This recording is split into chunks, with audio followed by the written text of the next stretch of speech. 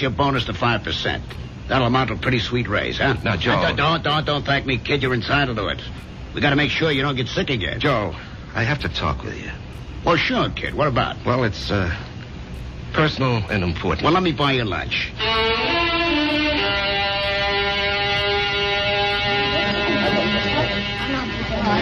Well, Jerry, what are we going to talk about? I'm fresh out of polite conversation. Joe,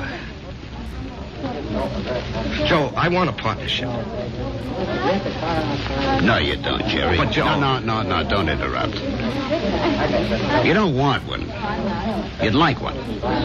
Two different things. Now, don't nitpick, Joe. You'd like a partnership, which means it would be swell. Great if you had it. But want is something else. It means lack. It means need. I know you'd like to own a business, but you're not cut out to be an owner. Why? Because an owner is an officer. And in your heart, you'll always be an enlisted man. Tell me, could you ever fire a guy because you could get someone else cheaper? If an old customer, a good friend, was getting slow paying bills, could you cut him off? Thousands of guys like you go bankrupt every year. You're nice, sweet, big-hearted. But you don't have the guts business needs. Well, I'd like to remind you of the volume I sell. I know it to the penny, Jerry, and you're well paid for it. Well, I'm worth more now. You are. You got a sweet raise this morning. Joe, don't think I'm not grateful. You gave me my first break. But I think I can do better elsewhere. Where? Anywhere. Consolidated, Freeman and Singer. Should I go down the list? Oh, they'd love to have you, Jerry. What'll they pay? They handle the nationally advertised brands. What'll you be, their glorified order taker? They don't need your full selling ability, so they don't have to pay you full price for it. Sure, with me, you push out all the schlock. It's rough, but you get top dollar. There's 20 outfits like mine. They grab you tomorrow, but where's the improvement? They won't pay you more. At least here, you got 9 years equity in a pension plan. You and me are used to each other. Besides, I really like you. Sometimes I feel like a father to you, Jerry. It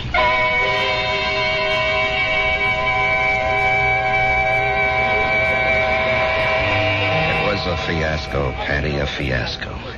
And how do I break it to March? Oh, what's it all about, Jerry? Well, at least I don't have to put up with Ed Clark tonight. I think I'd punch him right in the mouth. We'll be deprived of his wonderful company the next 2 weeks.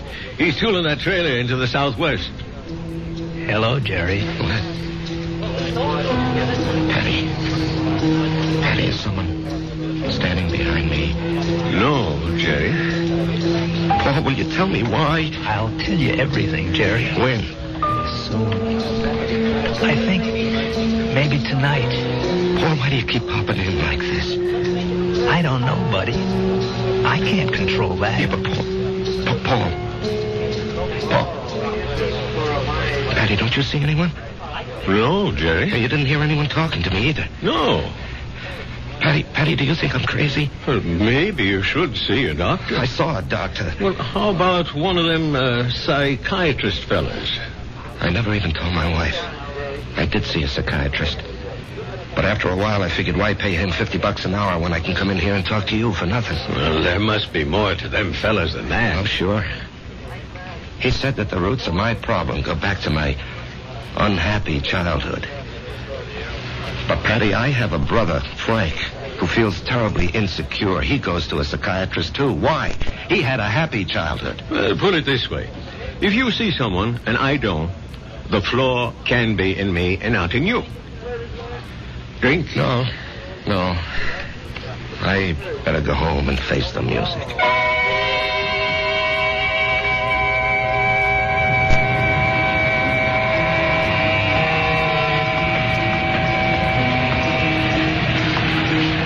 Jerry? What? Paul. Let's go someplace and talk. Where? Let's go to the parking lot. Sit in your car. It's cold. That won't bother you, will it? Not yet. Turn the heater on for yourself. When will everyone else be able to see you, Paul? In 2 weeks. Oh, that's great. No, it ain't. Why not? Because you'll be dead.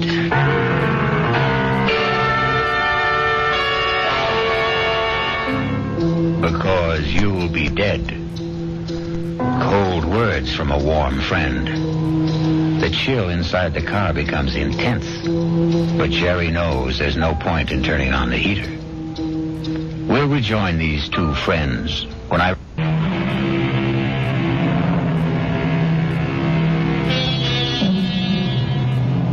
And now we return to the final act of The Bullet and a reunion of two war buddies who haven't seen each other in almost 9 years. Jerry Price, who is alive, and Paul Gardner, who is dead. The heater in this car doesn't do much good. You're shivering. Why am I going to be dead, Paul? Remember the night I went out on the patrol? Yeah, I'll remember that night as long as I live. I completed my job. I was headed back. And then I felt something smash against my head. And I knew I just met the bullet. You know, the bullet we used to talk about? I bet you don't remember. No, I remember. I felt it slam into me. And then I didn't know anything anymore. Yeah, well, when the guys told me, I went out to get you, Paul. Yeah, I might have known you would. 1 minute, I was moving through a rice paddy. And the next minute, I'm sitting in an office. And I knew a lot of time had gone by. Don't ask me how. I knew, that's all. A man was talking to me. What kind of man? You know the type that's a clerk in the government or a big corporation, fussy, self-important. Everything's got to be in the right place.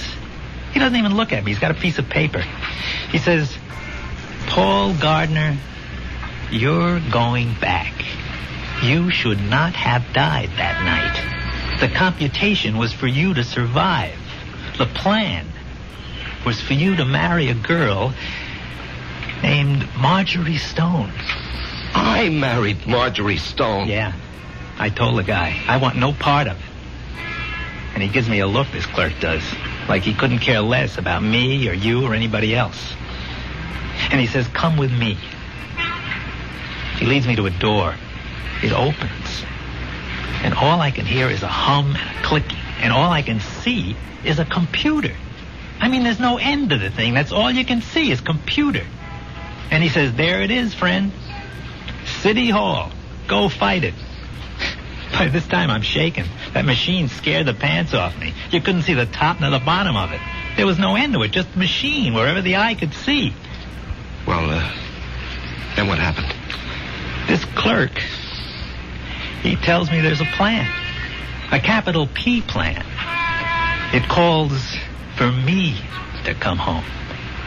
Not you. Yeah, well, maybe that's fair, Paul. You were always the better man. No. You got more on the ball. You never got a break, that's all. I had a chance to go to school, become somebody. I could have gone into the old man's business, become the biggest hardware dealer in Atlanta. You and me. We both run away to join the army. You because you had nothing. Me because I had everything. But why are you coming back? Because Marge and I are supposed to have a boy. A certain kind of a boy. He'll grow up, I don't know, discover something, create something, or be somebody the world needs real bad. They wouldn't tell me what. Anyhow, 40, 50 years from now, he has to be here. And of all the millions of men and women, he could only be born to me and Marge. When am I leaving? I told you. In 2 weeks. How? 9 o'clock at night. A trailer truck will go past Patty Noonan's saloon. Just as you're crossing the street. And why does it have to be like that? Because you don't know how careful these things are figured. You could get killed a million ways.